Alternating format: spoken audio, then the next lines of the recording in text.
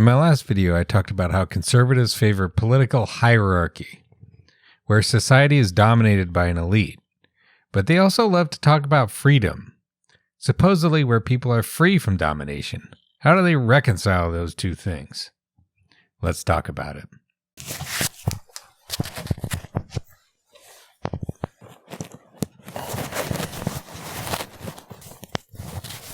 Okay. Some years ago, PragerU released this video called The War on Cars. It's ridiculously crude propaganda. Adam Something did a pretty good video takedown of it, and I'll post a link to that over here someplace. But for all its faults, this video does provide a pretty good example of what conservatives mean when they start talking about freedom. Let's listen to the professor of gasoline, Lauren Fix from the University of Prager. Wait, is that her real name? Huh, I guess so. You married into it. Anyway, let's listen. Cars are more than just another way to get from point A to point B. They allow us to go wherever we want, whenever we want, with whomever we want. Think about it. With trains, planes, and buses, the routes are planned, and the schedule is timed. Only cars allow you to be spontaneous. When you get behind the wheel, you are in control. You are free. You're free, and apparently you're very oxygen deprived as well. Anyway, the most obvious thing to point out about her argument against buses and trains is that it also applies to cars, at least in part. You can't actually go anywhere you want. You can only drive where people have happened to build roads. If you want to check out the bottom of the Grand Canyon, for example, you're going to need to use your own 2 legs, or a boat, or perhaps a mule. Now, it so happens that the U.S. has built a gigantic road network, and so drivers can drive a lot of places. But that just reveals a deeper truth. Almost all of those roads were built at vast public expense, not by individuals. Any driver depends on others to be able to use his or her machine at all. Let me explain why. The XKCD guy estimates that the interstate highway system is the most expensive single public works project in human history. Whether that's true or not, all those freeways did cost a boatload of cash. Any driver relies on those kinds of public works to be able to get his vehicle around. And the cost of all those projects lands on non-drivers too. Today, gas taxes and other user fees pay for only about half of the cost of road construction. But that is just the start. In an essay called The Social Ideology of the Motor Car, the French eco-socialist André Gorz wrote about how using a car to get around leaves you utterly dependent on others. There was no comparison between the motor car and the others, the cart, the train, the bicycle, or the horse car. Exceptional beings went out in self-propelled vehicles that weighed at least a ton, and whose extremely complicated mechanical organs were as mysterious as they were hidden from view. For one important aspect of the automobile myth is that for the first time people were riding in private vehicles whose operating mechanisms were completely unknown to them and whose maintenance and feeding they had to entrust to specialists. Here is the paradox of the automobile. It appears to confer on its owners limitless freedom, allowing them to travel when and where they choose at a speed equal to or greater than that of the train. But actually, this seeming independence has for its underside a radical dependency. Unlike the horse rider, the wagon driver, or the cyclist, the motorist was going to depend for the fuel supply, as well as for the smallest kind of repair, on dealers and specialists in engines, lubrication, and ignition, and on the interchangeability of parts. Unlike all previous owners of a means of locomotion, the motorist's relationship to his or her vehicle was to be that of user and consumer, and not owner and master. This vehicle, in other words, would oblige the owner to consume and use a host of commercial services and industrial products that could only be provided by some third party. The apparent independence of the automobile owner was only concealing the actual radical dependency. Even if you're a trained mechanic and you can maintain and repair your car by yourself, heck, even if you can build a car by yourself, you still depend on this gigantic globe-spanning complex of oil drillers and refineries and pipelines and ships, gas stations, miners, smelters, forgers, machine tool manufacturers, shipping companies, retailers, advertising, and on and on and on. All that on top of the government action to build the road network in the first place and maintain it. So all drivers depend on others at every point in the equation to be able to use their machines at all. So when you get behind the wheel, in many important ways, you are not in control, in addition to being blue. You are not free. You depend utterly on millions of people and institutions scattered all around the globe who could hamstring your entire way of life at any moment.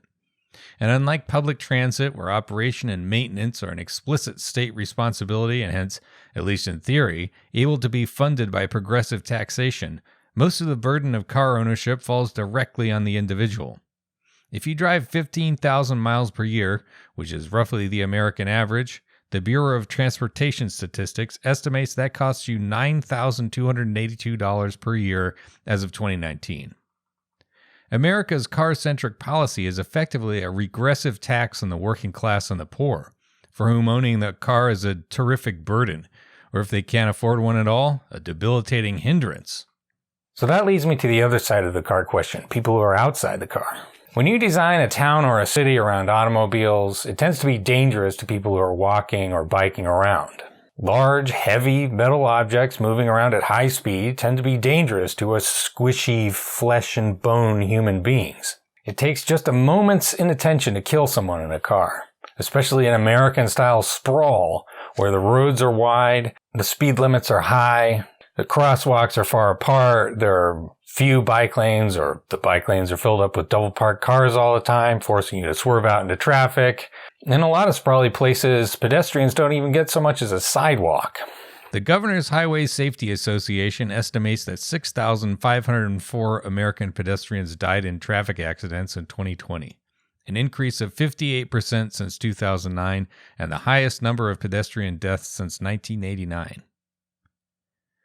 This is a direct consequence of how our cities are designed, and it could be fixed. We could add in protected crosswalks and bike lanes, speed bumps, and various other traffic calming devices to get drivers to slow down and stop running people over, and the streets will be safer for everyone. These techniques are proved to work, too. In the European Union, where this style of street is becoming commonplace, pedestrian deaths fell by about 40% between 2007 and 2016. Really diligent cities like Oslo and Helsinki cut their pedestrian deaths to literally zero in 2019. What's more, doing so expands the freedom of all non-drivers while only modestly inconveniencing people who do need to drive. In cities where it's safe to walk or bike, even small children can experience the kind of freedom of movement that drivers experience. But conservatives hate saving pedestrian or cyclists' lives and expanding the freedom of people who would rather not drive because they think everyone should be forced to drive. Here's the Right Honorable Madam Fix's perspective on bike lanes and pedestrian safety. Still, the regulators, bureaucrats, and environmentalists persist. Urban planners are adding bike lanes, reducing parking spots, and pouring billions into more public transportation, all to get people out of their cars. But wait. Who designed these streets to be so hostile to pedestrians and cyclists in the first place? That's right, bureaucrats, regulators, and urban planners who spent billions all to get people into cars. Her real objection is about who is being catered to, namely people who aren't her. She really gives the game away when she complains about this. Former Boston Mayor Tom Menino once declared, "The car is no longer king." For Mrs. Fix to feel good, drivers need to be at the top of the social order. Always remember, if you ain't first, you're last. Basically, she views road use that caters to anyone but drivers as an intolerable affront to her own status. So now we see what conservatives mean when they say freedom. They mean freedom for themselves and not for you, and especially not for me. They get to do whatever they want, and you also get to do whatever they want. In this case, have no option other than driving to get anywhere. The rhetoric in this painfully stupid video pretends as though cars are freedom for everyone and that devious socialists are trying to force drivers out of their cars. But if you look under the hood of the argument, you see that she's really saying that the government needs to force everyone off the sidewalk, off of bikes, off of segways, off of the little roller thingies, off their scooters, and into automobiles. because that's what conservatives happen to have wrapped up their entire identity and sense of self-worth in. When you understand this, a lot of how conservatives behave makes more sense. Take, for instance, the ongoing panic attack on Fox News over President Biden's regulation under the Occupational Health and Safety Act that employers with more than 100 employees must require their workers to be vaccinated. They scream that this is somehow a violation of individual liberty. Here's a compilation Chris Hayes put together. Joe, you canceled all medical freedom today with your broad edict and your mandates. When you start diving into private business, that's where the rubber hits the road. This is tyranny, and it's getting more and more aggressive. This is autocracy. It is the beginning of the communist-style social credit system. These demands are so obviously irrational that forcing you to accept them without complaint is the whole point of the exercise. It is a form of sadomasochism. It is dominance and submission. It's about power. If they can make you take medicine you don't want or need, they've won. You are theirs. You belong to them. In reality, a vaccine mandate is practically the dictionary definition of acceptable government coercion, even for the most dog-brained libertarians. My right to swing my fist stops at the end of the other person's nose, as the saying goes. It follows that my right to spray COVID fog in every direction stops at the point at which that fog might infect another person, on account of how I might kill them if I do that. And given the nature of human society, that type of interaction is simply unavoidable. We all have to go to the store or see others on the sidewalk or, other millions of places where people necessarily must interact with each other. At the moment I'm recording this, something like 750,000 Americans have died of COVID. And that is probably a large underestimate.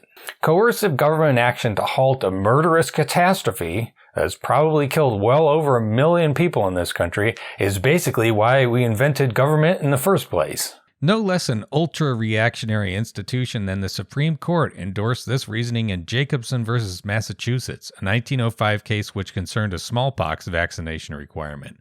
Justice John Marshall Harlan wrote, "The liberty secured by the Constitution of the United States to every person within its jurisdiction does not import an absolute right in each person to be, at all times and in all circumstances, wholly freed from restraint. There are manifold restraints to which every person is necessarily subject for the common good. On any other basis, organized society could not exist with safety to its members." Indeed, when vaccines are not a live political issue, this obviously correct argument is accepted by conservatives. In 2011, National Review's Philip Klein wrote the following on Twitter. "Whether vaccine mandates are okay depends on if illness is easily transmitted. It's not a clear issue of choice if person A is a threat to B." Ben Domenech, publisher of mysteriously funded website The Federalist and possessor of one of the largest heads in human history, wrote this in 2015. "Fundamentally, the protection against life-threatening plague is one of the original reasons government exists. We've had mandatory vaccines for school children in America since before the Emancipation Proclamation." Wow, great point, Ben. He also makes the following stipulation. "In the absence of an immediate threat, such as a life-threatening plague or outbreak, the state doesn't have a compelling reason to administer that vaccination by force or to infringe on your rights." So when there is an immediate threat in the form of the worst pandemic in a century, his logic here implies the state does have a compelling reason not just to mandate vaccines at work, as President Biden is doing, but to actually vaccinate people by force. This has actually happened in American history. Now, of course, both these men have changed their tune. Today, conservatives have effectively settled on a strategy of making the pandemic worse to harm Joe Biden politically. So now Klein says that Biden's vaccine mandate is horrifying and a threat to Republican government, while Domenech is on Fox News constantly fulminating against vaccine mandates and squalling about how conservatives' liberty is being stolen by liberal tyrants. The real true believers will even violently threaten people recommending masks in schools or other mildly coercive measures to end the pandemic. So that's conservative liberty for you. They want the freedom to indulge each and every one of their knee-jerk impulses, no matter how dangerous or literally deadly, while the government should force everyone else to behave in exactly the way they happen to want. It's liberty for me and only me. The kind of freedom a king might enjoy. That's it. Hope you liked the video, folks. I'd be much obliged if you could hit the old like and subscribe button. So if you want some more stuff by me, you can find my newsletter and podcast in the description. Thanks for watching.